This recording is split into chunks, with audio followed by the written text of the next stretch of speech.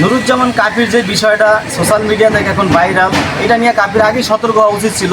কারণ কাফির তার অতীত ভুলে গেছে। একটা মানুষ যখন ছোট থেকে বড় হয় তখন তার অতীত ভুলে যাওয়া উচিত না। ঠিক আছে, কাফির কোথা থেকে কোথায় এসেছে এটা আমরা সবাই জানি। সোশ্যাল মিডিয়ায় যারা কাফিরে চিনি, শামীম আহমেদের চিনি, বড় বড় সেলিব্রিটি যারা সোশ্যাল মিডিয়ায় আছে যাদেরকে আমরা চিনি, তারা কোথা থেকে উঠে এসেছে এটা আমরা সবাই জানি। কিন্তু কাফির যেই ঘটনা বইমেলায় ঘটাইছে এটার জন্য কাফির জাতির কাছে ক্ষমা চাওয়া উচিত ছিল।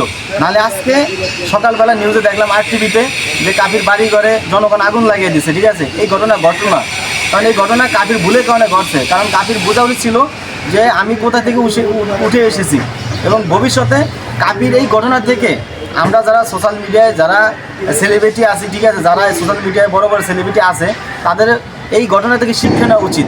কাফির মতো ঘটনার জন্য কারো লাইফে না ঘটে।